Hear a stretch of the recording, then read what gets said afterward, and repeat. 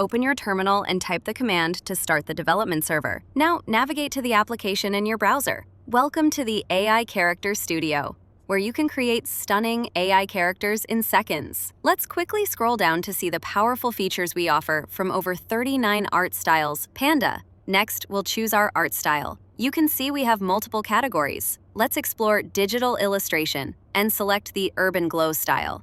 Then let's check out vector illustration and try the vector style. For this demonstration, we'll go back to realistic image and select our professional enterprise style. In the color palette, you can define the exact mood you're looking for.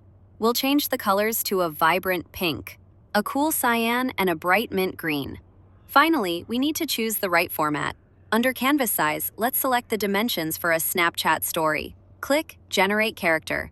Our AI immediately gets to work. You can bring the generated image into your 3D software, where it can be used to instantly create a texture for a 3D model.